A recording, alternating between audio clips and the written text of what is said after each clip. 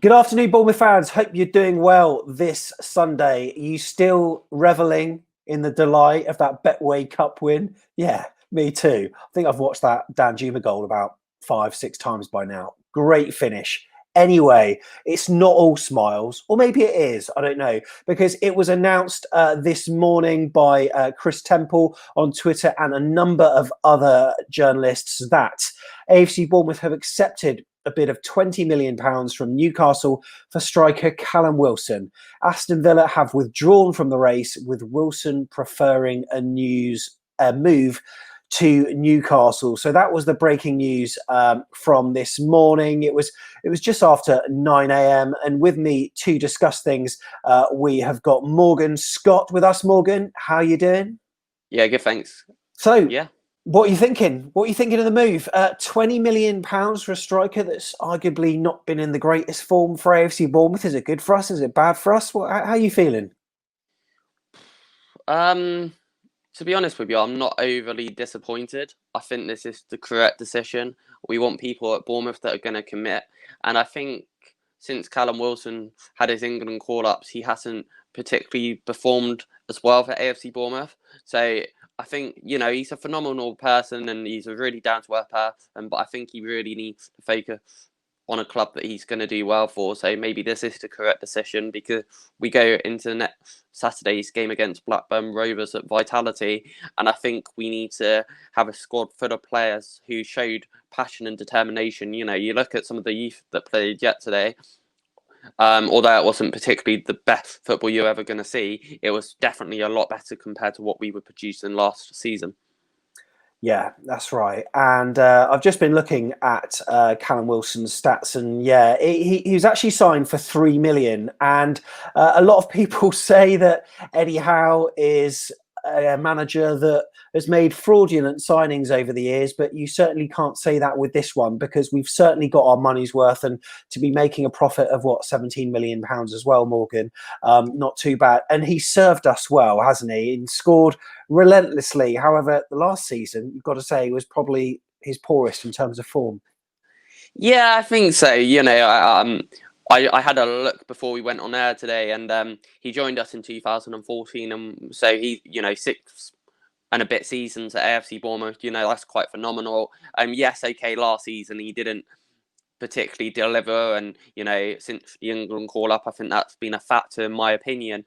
But I do think that in the championship season where we did get promoted to the Premier League, and in the first few seasons of the Prem, I think Callum Wilson was a goal scorer, and I think we shouldn't forget that. Although he's leaving maybe on a negative, I think he needs to kind of think, okay, it didn't go well last season at AFC Bournemouth. What am I going to improve on for this season? Because I reckon he's still going to be a decent striker for a couple more years yet. He's only 28 years of age. So, yeah, I'm sure we haven't seen the last of Callum Wilson in the Premier League.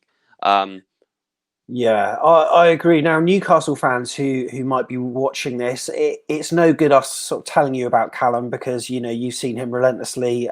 He's not a player that we need to really educate them on, but he's a player that obviously has suffered with a couple of ACLs, and as a result of that, I did feel as though, as a striker, he certainly wasn't as pacey as he started out. Now, do you remember when he was signed for Bournemouth, he was basically Lewis Graben's replacement, because Lewis Graben, when he joined Norwich City, was it? And we got in this striker from Coventry. We didn't really know much about him, but he certainly hit the ground running, and, he started scoring goals for fun. And that Huddersfield game where we won 4-0 was a great gauge of what was to come, really, because in that second season in the Championship, he was relentless with his goal scoring.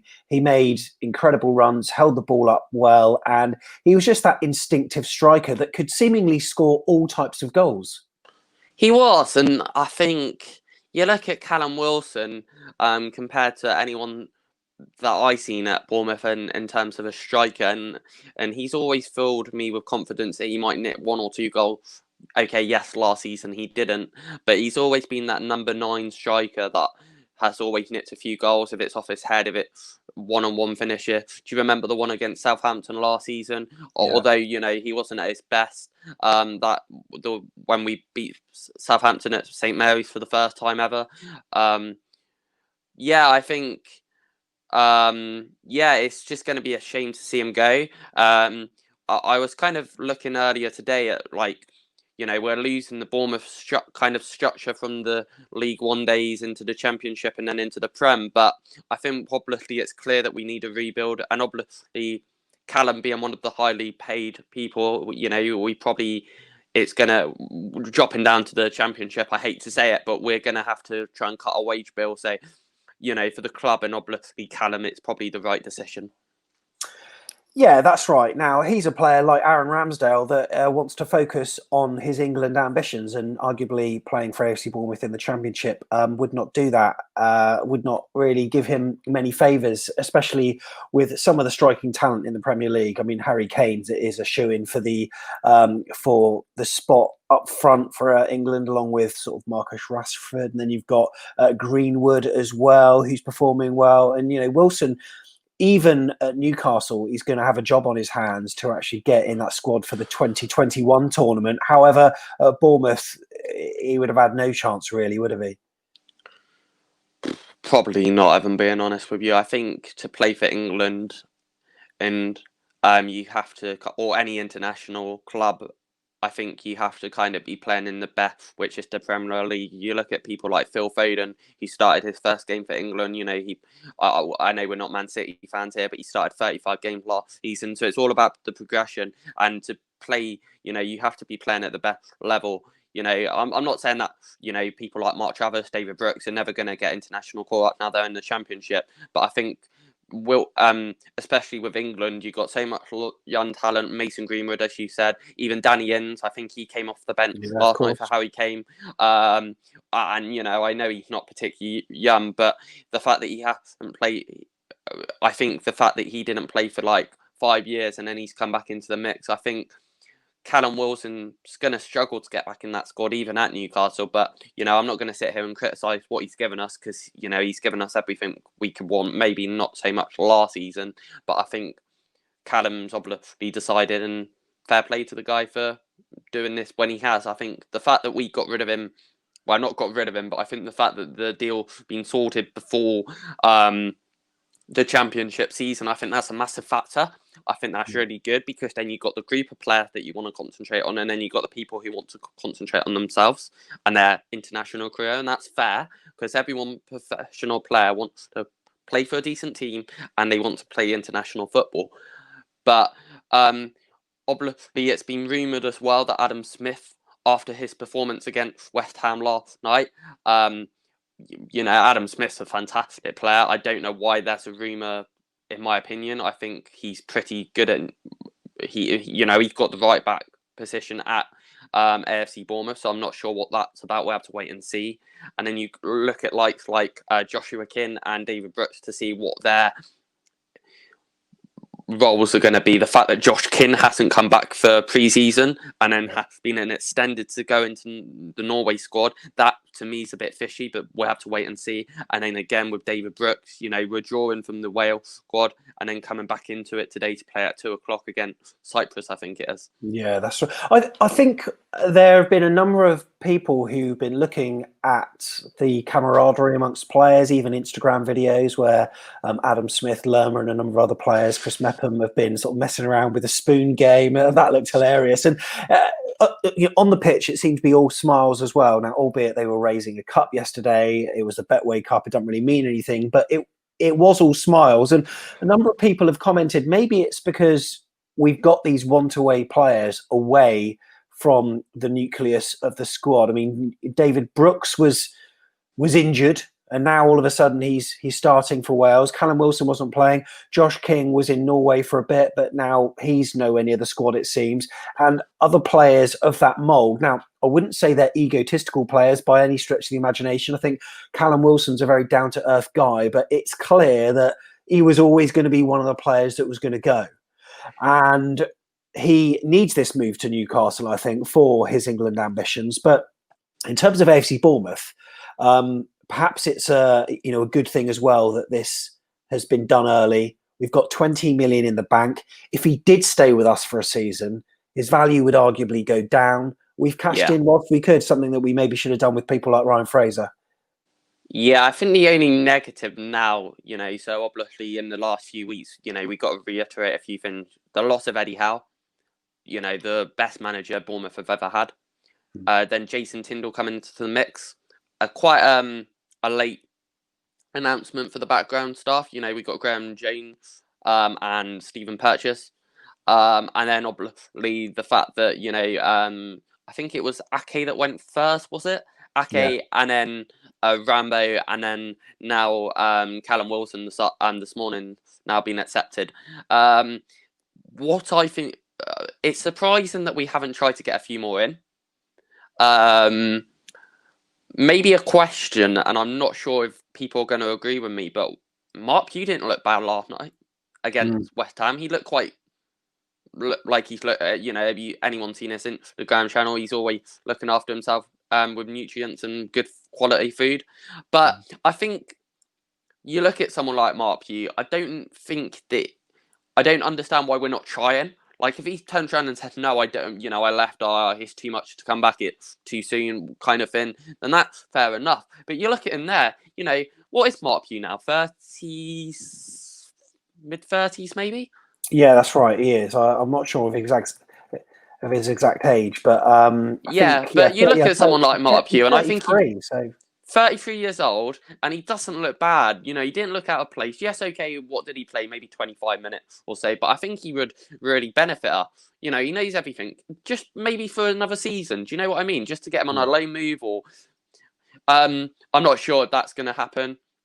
And then maybe someone like, I don't know, I know the Matt Ritchie kind of thing's been rumoured, and now it's not going to happen. But it's kind of a bit concerning that we haven't even got one new player. Especially when you look at our attacking option. Now, this isn't a criticism, but I look at Dom Solanke that doesn't fill me with much confidence after the last season. Yes, okay, the Prem's the best, but the Championship, as we know, isn't an easy with 6 more games, playing more regularly. And then you look at likes of Sam Surridge. Maybe, he's still quite young. Maybe he could benefit with a season on loan and then make the progression again. But then, he came off the bench against Arsenal and scored, so maybe he is ready. I don't know. It's all a matter of opinions. And our striking options is something that a lot of people have been kind of worried about, and you've got to agree with them. But then I think that, as I said with Kirk on the chat yesterday, that I wonder if performances like yesterday are going to help to quieten down a number of fans who are clamouring to sign anyone. And, maybe the loan market is something that we can look at. And he's been mentioning players like Ryan Brewster, someone that's got championship experience, scored goals, might be ideal for us for a season, very pacey, and could be, I say backup. You'd probably play him over someone like Sam Surridge. You'd probably play Solanke and perhaps him up front. But if we're going to do this 3-4-3 thing, we're not sure. But interesting times ahead, really. But for Callum Wilson, tell Newcastle fans what do you think he's going to bring to their side this season? Because he knows where the back of the net is. He's a player that's physically strong. He can be quick, despite his ACLs. He's got this way. Do you remember that goal he scored against West Ham at the London Stadium? That solo effort, 2-1 we won. Steve Cook, I think, scored the winner in that one. But we were 1-0 down, and then he started from the halfway line, and he's not particularly pacey, but he's just got this way of keeping the ball and, very technically gifted. And we've seen that he can score with his head, with his feet, inside the box, outside the box. If he doesn't have time to think, he's a great striker, isn't he? He is, and I think he'll give Newcastle a lot of more attacking options without seeming to be disrespectful. You look at people like Joe Linton. I've seen him play a handful of times. Yes, okay, I'm not going to sit here and talk about him, but I think Callum Wilson definitely will start ahead of him. I think Callum Wilson, as you were saying, Sam, is so technically gifted. Yes, okay, last season, again, he didn't have the best season, but coming forward to Newcastle, you talk about him not being pacey, considering he's had 2 ACLs, it's not bad really. I think he's just ready for a new challenge, and of course he'll want to play in the the best bit of English football, and that is the Premier League, where Bournemouth aren't anymore. So, we can't blame him. Is that the goal, Sam? Yeah, I remember that. I think it might have been. I'm just trying. No, actually, that's at home, that one, because I can see the Vitality in the background. So did he score there? Well, he has scored against West Ham a number of times. I certainly know that, both home and away. But what do you make of him turning down Aston Villa, who reportedly put in a bid for £1 million more, and choosing Newcastle over Villa? Now, I know that he's a boyhood Coventry lad, and Aston Villa are considered rivals, and maybe that's not a move that he'd consider making. But other people have been saying he would quite like to play with Ryan Fraser, who's being rumoured to be signed up by the Toon Army as well. I'm not going to read too much into why he didn't sign for who, to be honest with you, Sam. I think he's made his decision. And from what I've seen on Twitter, now I'm not sure if this is true, but from what I read, and it isn't much because things are echoing all the time, they're happening thick and fast at AFC Bournemouth as late. I think it's obviously clear he wants to go to Newcastle. Otherwise he wouldn't do it. I think Villa obviously didn't particularly, yes, they were lucky to stay up. You talk about that Forsyth goal. We want to go into that one again for another time. But, they were lucky to stay up. Maybe he want Newcastle, although they're not particularly the best team in the world. They've been in the Premier League for a number of years, and they're quite consistent of staying up.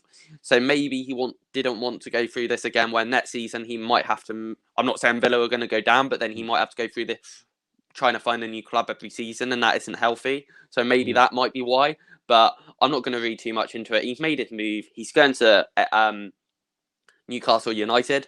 Obviously, we're still waiting on a medical. I'm not sure when that's going to happen. I imagine within the next 24, 48 hours. And we'll just have to go from there to see what. But, as we say, he's given us everything, and we wish him all the best.